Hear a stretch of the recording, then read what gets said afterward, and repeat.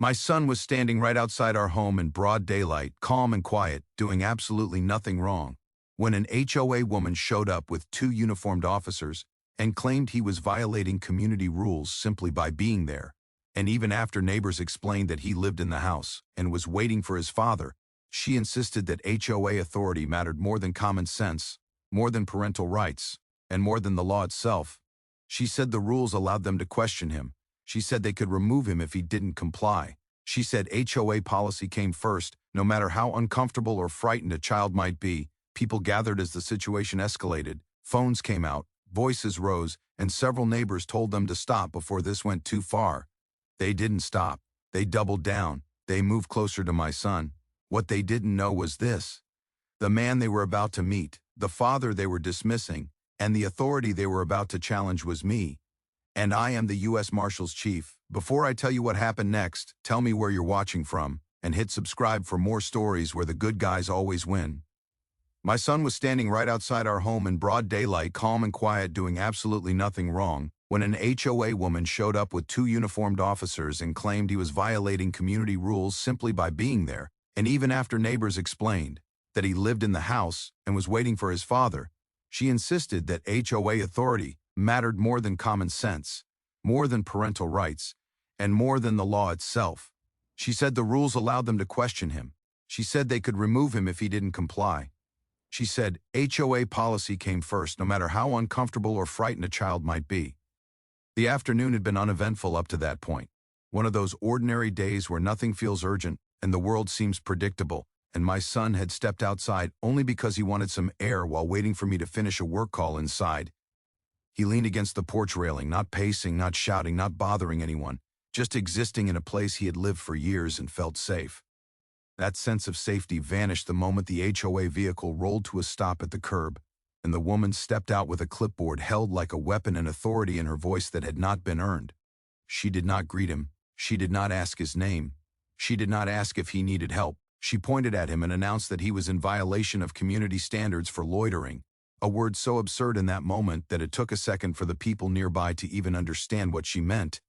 My son looked confused, his eyes darting toward the front door, expecting me to come out and clear up what had to be a mistake.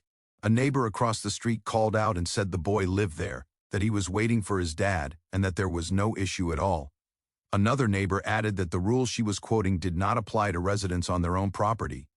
The HOA woman shook her head and said she was not interested in interpretations, only enforcement. Her voice carried down the street, sharp and rehearsed, the voice of someone who had said these same words before and never been challenged. The officers stood a few steps behind her, hands near their belts but not resting on them, their posture rigid and uncertain, as if they had been pulled into a situation they did not fully understand. One of them asked quietly what the complaint was. She replied that a resident had reported suspicious behavior. The officer looked at my son again, clearly seeing what everyone else saw, which was a kid standing on his own porch doing nothing at all. My son tried to speak then, his voice soft, saying he was just waiting for his father and that he could go inside if that would help.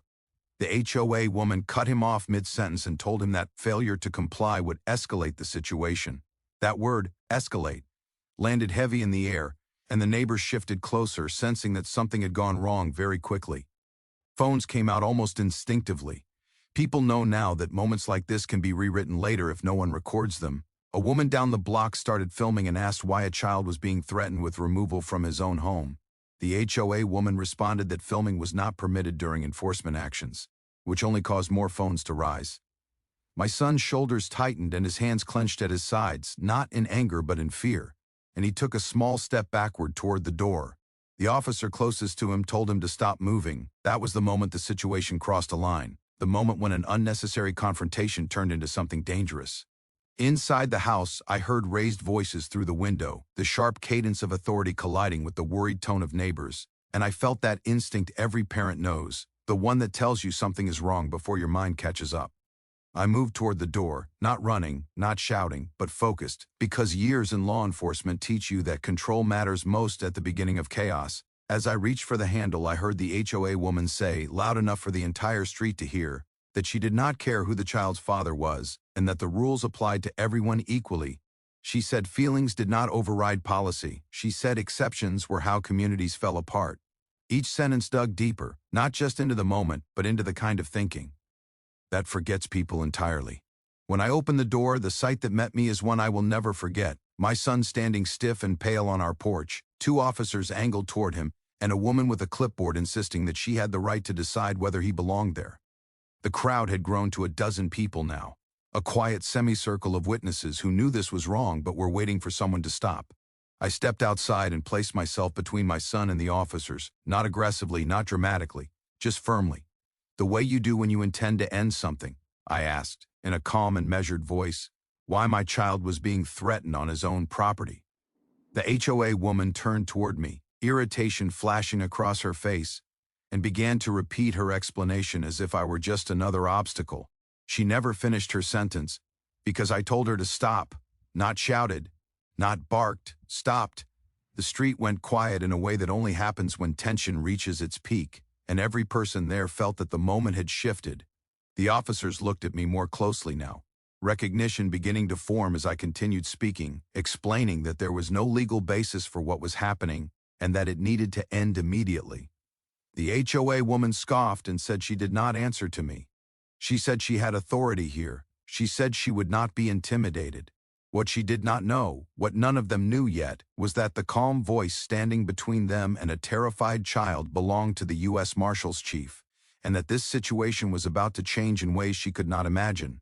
The HOA woman recovered quickly from the brief interruption, straightening her clipboard and lifting her chin as if authority could be summoned simply by posture alone, and she began again, reciting bylaws and subsection numbers with a confidence that suggested she believed memories at. Ion was the same thing as legality. She spoke about community harmony, about uniform enforcement, about how rules only worked if they were applied without exception. And every word was delivered without once looking directly at my son, as though acknowledging his fear might weaken her position. I asked her calmly and clearly which specific law my child had violated. She responded by repeating the HOA rule about loitering in common view areas, carefully ignoring the fact that we were standing on private property. When I pointed that out, she waved her hand dismissively and said that HOA guidelines often extended beyond property lines when appearances were involved. That statement alone told me everything I needed to know about how loosely she understood the limits of her authority. One of the officers shifted his weight and cleared his throat, asking her again who had called in the complaint. She hesitated for just a second too long before saying it did not matter who called, only that a report had been made. A neighbor immediately spoke up and said no one on the street had called about my son. Another neighbor said the only calls she knew of were complaints about the HOA woman herself over the past few months. Murmurs spread through the small crowd, and the woman's face tightened. She responded by saying that community enforcement was not a popularity contest, and that pushback was expected when people were held accountable. She accused the neighbors of being emotional and uninformed, stating that enforcement was not about feelings but about order. That word, order, was one I had heard many times in my career, often used to justify actions that created anything but. My son stood silently beside me, close enough that I could feel the tension in his body, and I placed a hand on his shoulder. A simple gesture meant to ground him and remind him he was not alone. The HOA woman noticed the gesture and smirked, saying that parental interference would not change the outcome. She told me that if my son did not comply with questioning, she would instruct the officers to proceed. I turned to the officers then, addressing them directly, and asked whether they believed there was reasonable suspicion of any crime. One officer looked at the other before answering, choosing his words carefully, and said they were responding to a reported disturbance. I asked him to describe the disturbance. He could not. Silence stretched, heavy and uncomfortable. The OO woman cut in, raising her voice and saying that she was the reporting party and that her word should be sufficient. She said the officers were there to support her enforcement actions. I reminded her that police officers do not exist to enforce HOA policy and that their presence did not magically convert her rules into law.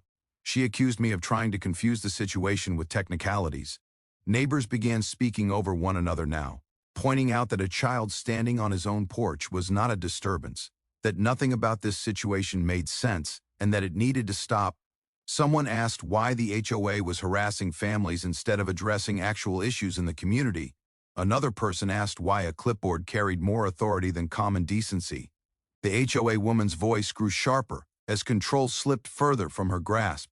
She warned the crowd that interference could result in fines or citations. She said everyone present was being documented. She threatened to report non-compliant residents to the board. Each threat only added fuel to the growing frustration.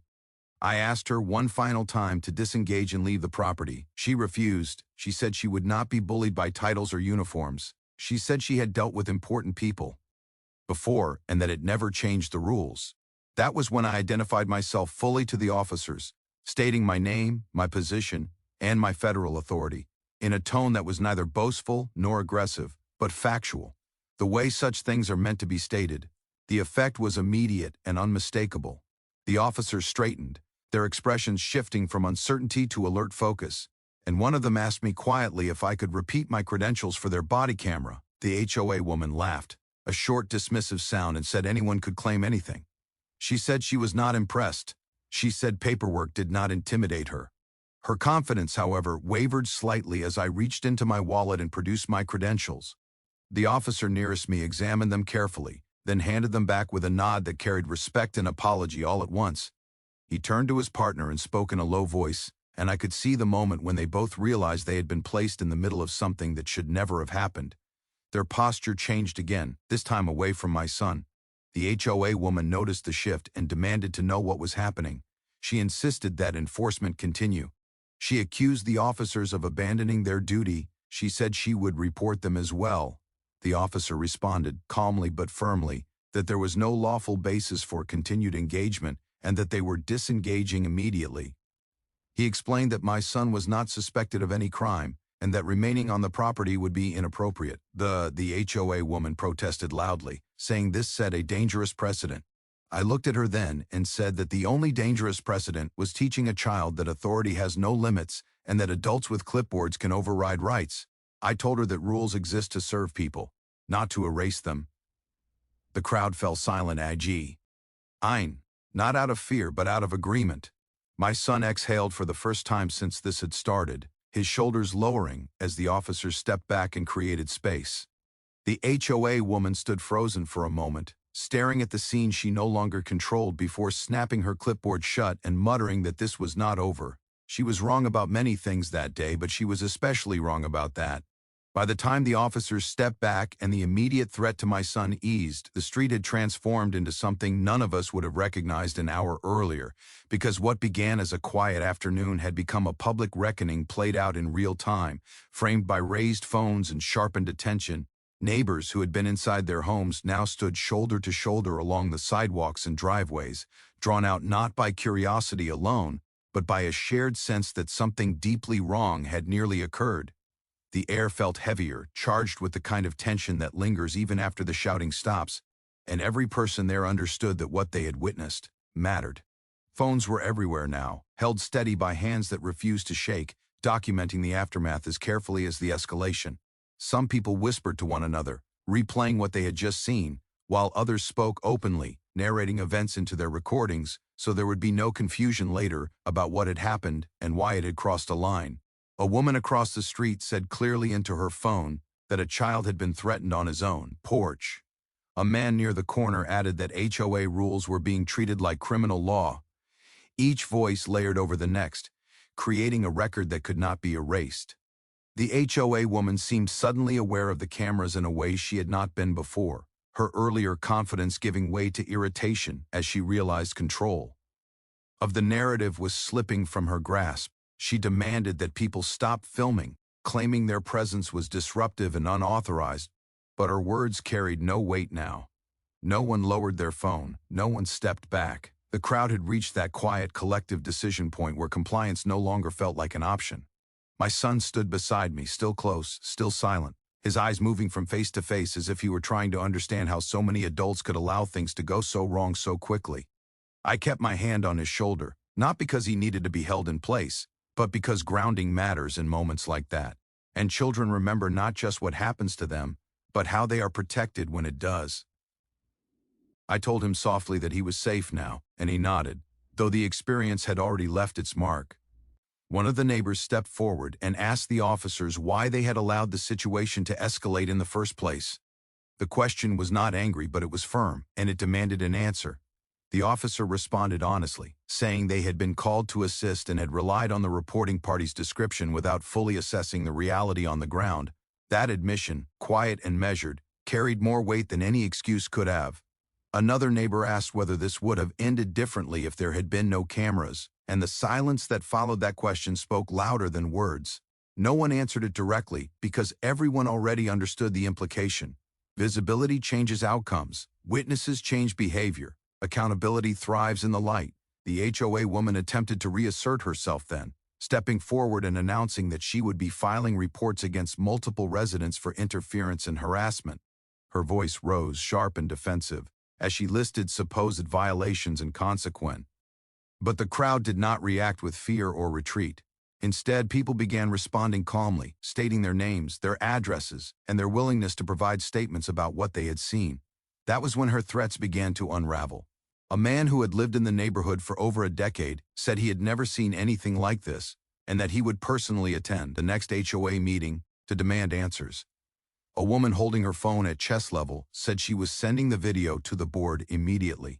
Someone else mentioned local news outlets, not as a threat, but as a fact. The idea that this could extend beyond the street seemed to hit the HOA woman all at once.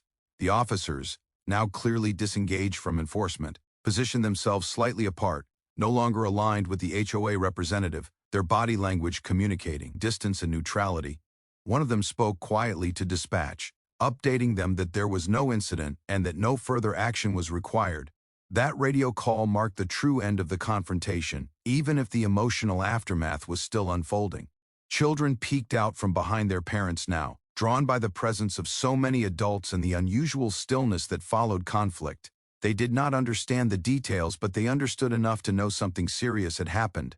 I watched them and thought about the lessons they would carry from this moment, about power, about fairness, and about what it looks like when adults choose to speak up.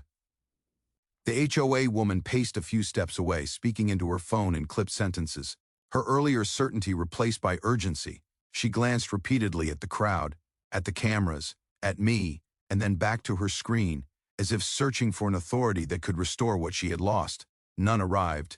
Authority, once exposed as hollow, does not return easily. I add her. The neighbors then, not with a speech, but with simple acknowledgement, thanking them for stepping in, for filming, for refusing to look away. I told them that what they had done mattered, not just for my son, but for the standard it set moving forward. Several people nodded. A few smiled sadly. One woman wiped her eyes. As the crowd slowly began to disperse, conversations continued in small clusters, people replaying details, exchanging contact information, promising to follow up. This was no longer just about one afternoon or one confrontation. It had become about how power was exercised in the neighborhood, and whether it would be challenged when misused. When most of the neighbors had returned to their homes, the street felt different, quieter, but changed, as if something invisible had shifted beneath the surface. The HOA woman eventually left without another word, her vehicle pulling away under the watchful lenses of a few remaining phones. No one waved, no one shouted. Her departure carried no victory, only consequence. I walked my son inside then, closing the door behind us, and for a moment we simply stood there, letting the silence replace the noise. Outside, the cameras lowered, the crowd thinned, and the day moved on, but inside that house, a chapter had ended that none of us would ever forget. The moment I stepped fully onto the porch and positioned myself between my son and the situation that had spiraled so recklessly, I could feel every set of eyes shift toward me. Not with recognition yet, but with expectation, because people instinctively know when someone has arrived, who intends to end what should never have begun. I did not raise my voice, because authority does not require volume, and I did not rush, because urgency without control only feeds chaos. Instead, I stood still, shoulders squared, grounding the moment before it could fracture any further. I asked the simplest question possible, one that should have ended everything immediately, which was why a minor was being confronted, threatened, and restricted on his own property without any lawful cause. The HOA woman opened her mouth to respond before the officers could, clearly accustomed to being the loudest voice in every interaction, but I held up one hand, not aggressively, just enough to signal that I was speaking now. That small gesture alone shifted something, because it was the first time anyone had interrupted her narrative and refused to let it continue unchecked. She scoffed and said she had already explained the situation, and that she did not need to repeat herself for every new arrival. She said she was enforcing community standards. She said the officers were there to support her authority. She said this matter would proceed whether I liked it or not. Each sentence was delivered with increasing sharpness, as if confidence could be rebuilt through repetition. I listened without interrupting, because listening is often the fastest way to reveal how little substance there is behind bluster. When she finished, I asked her again, calmly, which law had been broken. She responded with another HOA rule. I asked which statute allowed law enforcement to act on that rule. She did not answer. She deflected, saying I was being deliberately difficult. I turned slightly then, addressing the officers directly, asking them whether they had independently observed any criminal behavior or whether they were acting solely at the direction of a private HOA representative. The question was precise, and it mattered, because it drew a clear line between lawful authority and borrowed intimidation. One officer hesitated, then said they had not observed any crime. That admission landed heavily, even if he did not yet realize it. The HOA woman immediately objected, saying the officers were not required to explain themselves to civilians. I told her she was mistaken. I told her that transparency is not optional when power is exercised. The crowd leaned in, sensing that the confrontation had entered a different phase, one defined not by raised voices, but by exposed assumptions. My son shifted beside me, and I felt his fingers brush my sleeve, a small instinctive reach for reassurance. I placed my hand over his and squeezed gently, reminding him without words that he did not need to speak, did not need to justify himself, and did not need to be brave alone. That moment mattered more to me than anything else happening on the street. The HOA woman noticed the gesture and rolled her eyes, accusing me of dramatizing the situation. She said children needed to learn rules early. She said discomfort was sometimes necessary for discipline. Her words drew murmurs from the crowd, not of agreement but of disbelief, because there is a difference between structure and cruelty, and everyone there recognized which side she was on. That was when I decided it was time to introduce myself properly, not because I needed validation, but because clarity was overdue. I stated my name first, clearly and without embellishment. I then stated my role, my jurisdiction, and my authority, not as a threat, but as context, because context is what had been missing from this entire encounter. I spoke slowly enough that there could be no misunderstanding and calmly enough that there could be no claim of aggression. The effect was immediate and unmistakable. The officers straightened as if a wire had been pulled through their spines, recognition snapping into place as training overrode confusion. One of them glanced briefly at my credentials, now visible, and nodded once, a small acknowledgement that carried apology and relief all at the same time. The other officer took a step back, creating distance where pressure had existed moments earlier. The HOA woman laughed, but it was not the confident laugh she had used before. It was sharp and brittle, edged with disbelief. She said she did not care who I was. She said she had dealt with officials before. She said titles did not impress her. But her eyes betrayed her words, darting from my face to the officers and back again, searching for confirmation that she was still in control. I told her that this was not about impressing anyone. I told her it was about boundaries. I told her that HOA authority does not extend into policing, does not override parental rights, and does not suspend constitutional protections. Each sentence was delivered evenly, not for her benefit alone, but for every witness recording the exchange. The crowd was silent now, not because they were intimidated, but because they were listening, absorbing the clarity that had been absent until this point. Someone in the back whispered my title out loud, and I could hear it ripple quietly through the group, followed not by awe, but by understanding. This was no longer a misunderstanding. It was a misuse of power being confronted in real time. The HOA woman attempted to pivot, saying she had only been following procedure and that any consequences were not her responsibility. I told her that responsibility does not disappear simply because harm was unintentional. I told her that authority demands restraint, not rigidity. I told her that when rules are enforced without humanity, they stop being tools and start becoming weapons. One of the officers spoke then, addressing me respectfully, asking how I wished to proceed. The question itself marked a complete reversal from moments earlier, when my son had been treated as an object rather than a person. I said I wished for the interaction to end immediately and for my child to be left alone. There was no hesitation. The officer agreed. The HOA woman protested loudly, accusing the officers of siding against her and accusing me of abusing my position. I told her that protecting a child from unlawful intimidation is not abuse of power, it is its proper use. That sentence drew a few quiet nods from the crowd, not celebratory but resolute, As the officers began to disengage, stepping away from my son and signaling the end of their involvement, the HOA woman stood frozen, clutching her clipboard like an anchor to authority that no longer existed. She looked around at the faces watching her, at the phones still recording, at the officers no longer standing beside her, and for the first time she seemed to understand that she was alone. I knelt slightly then, lowering myself to my son's level, and told him we were going inside. He nodded, his expression still shaken but steadier now, bolstered by the fact that someone had finally drawn a clear line. As we turned toward the door, the crowd slowly exhaled, the tension easing not because justice had been loud, but because it had been firm. Behind us, the HOA woman continued to argue into the thinning air, but her words no longer shaped the moment. The introduction had been made, the balance had shifted, and nothing about the situation would ever return to the way it was before. The power shift did not arrive with shouting or sudden movement, but with something far more decisive, which was the quiet moment when everyone present realized that the assumptions driving the confrontation had collapsed under their own weight. The officers no longer looked at my son as a subject to be managed, and they no longer looked at the HOA woman as a figure to be deferred to, because clarity has a way of reordering priorities once it enters the room, or in this case, the street.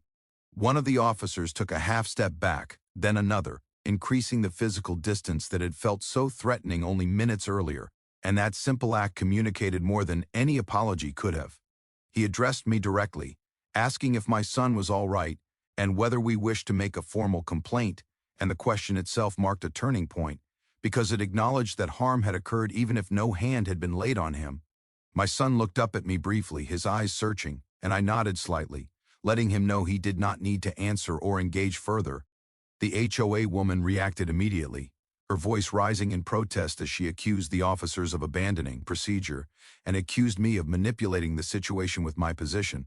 She said that this kind of interference undermined community order. She said it sent the wrong message to residents. She said it would encourage rule breaking. But her words landed differently now, stripped of the authority they had carried earlier, because no one was mistaking volume for legitimacy anymore.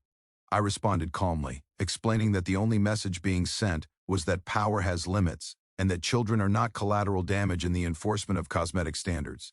I said that community order does not come from fear, but from trust, and that trust had been eroded the moment a child was raided like a suspect on his own porch. The crowd remained quiet, not because they were intimidated, but because they were listening, and listening is often the clearest sign that authority has changed hands. A neighbor who had been recording since the beginning spoke up and said she had already uploaded the video to a shared drive and sent copies to the HOA board. Another neighbor said he had contacted a local attorney who specialized in HOA overreach and civil rights issues. These were not threats. They were statements of fact, delivered calmly, and the effect on the HOA woman was immediate and visible. Her posture stiffened, her grip on the clipboard tightening as if it were the last tangible proof of relevance she possessed. She attempted to regain control by announcing that she would be issuing fines for disorderly conduct and unauthorized assembly.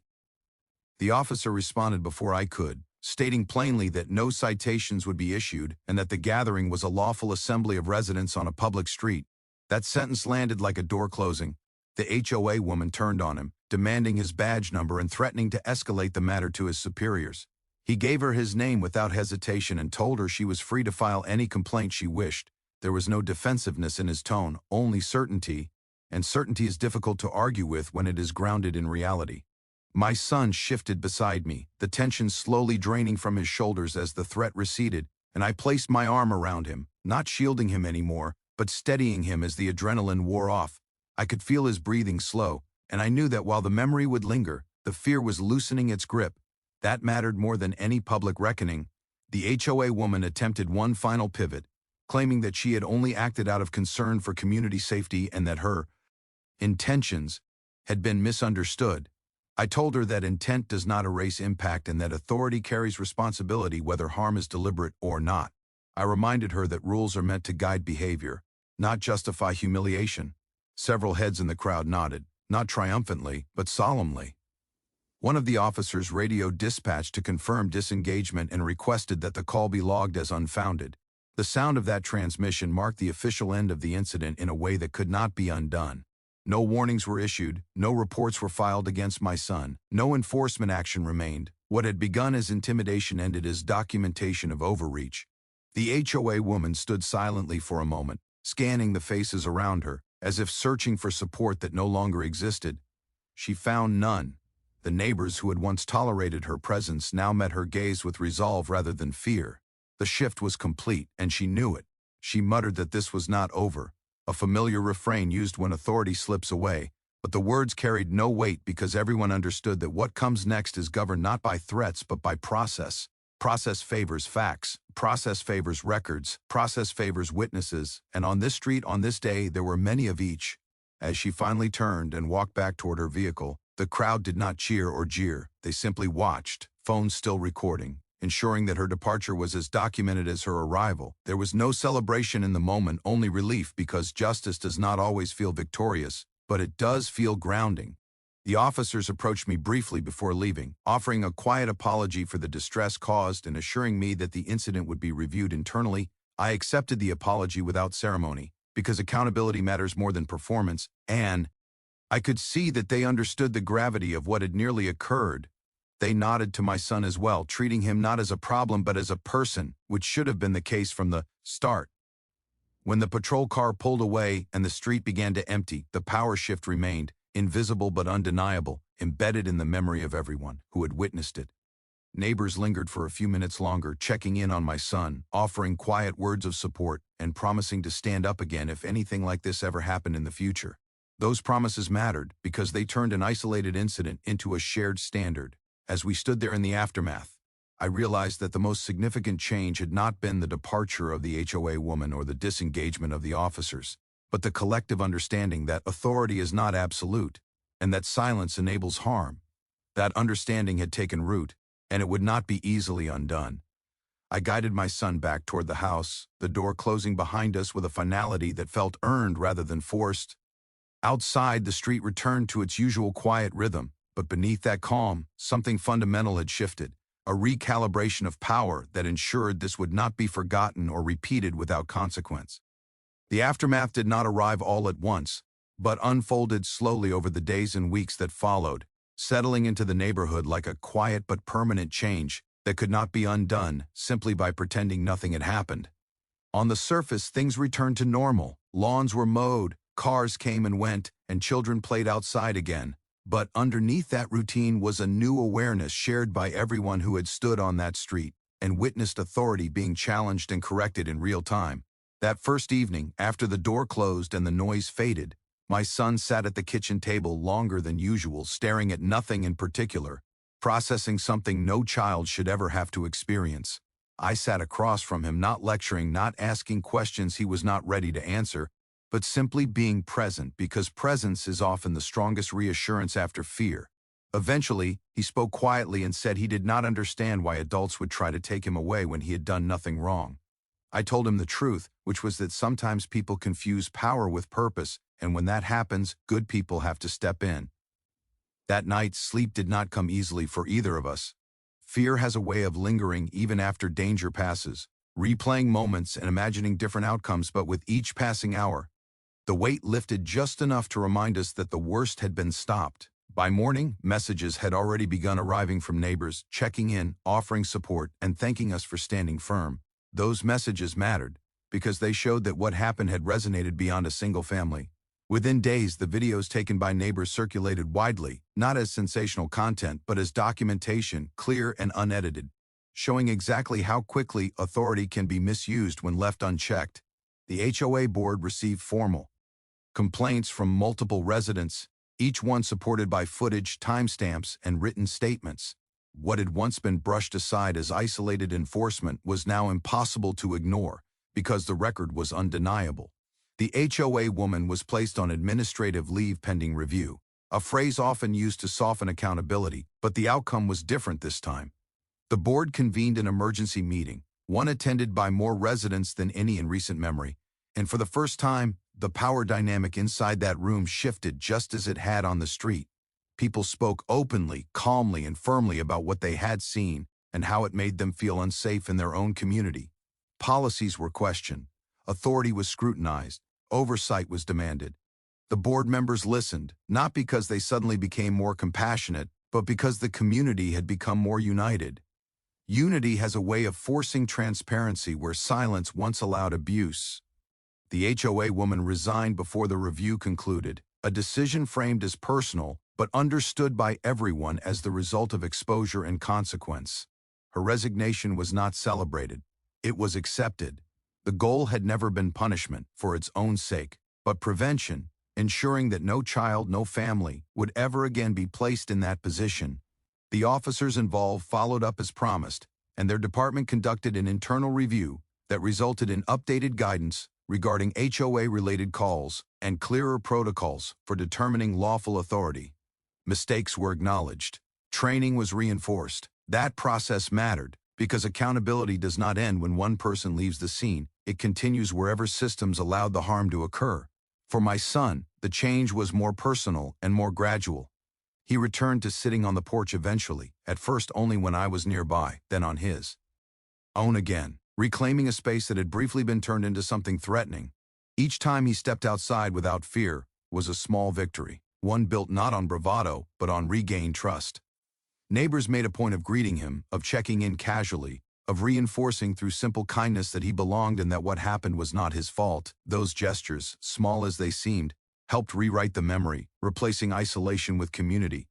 Children learn safety not just from rules, but from how adults respond when something goes wrong. As time passed, the story spread beyond the neighborhood, shared not as a tale of revenge or humiliation, but as a reminder of boundaries, of the importance of questioning authority when it loses its humanity. Messages came from people in other communities who had experienced similar overreach and felt powerless to stop it. They said seeing someone stand firm gave them courage. That mattered more than any headline ever could. For me, the experience reinforced something I had learned many times over my career, but had now felt in the most personal way possible, which is that the law is only as strong as the people willing to uphold it with integrity. Badges, titles, and rules mean nothing if they are divorced from empathy and restraint. Authority exists to protect, not to intimidate.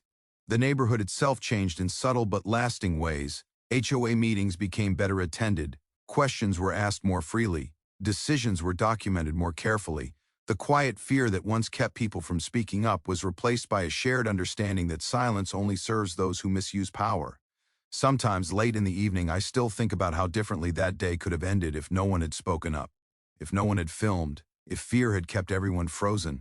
Those thoughts do not haunt me, but they remind me why vigilance matters, why good outcomes are never accidental, and why standing up in uncomfortable moments is often the only way to protect the vulnerable. What stayed with me most was not the confrontation itself, but the moment afterward, when the street emptied and calm returned, and I realized that justice does not always look dramatic. Sometimes it looks like a child feeling safe again. Sometimes it looks like a community finding its voice. Sometimes it looks like power being quietly, firmly put back where it belongs. In the end, nothing heroic was required, only clarity, courage, and the willingness of ordinary people to refuse to accept something that was clearly wrong. That is how the good guys win, not through force but through accountability, unity, and the simple act of saying no when no is necessary.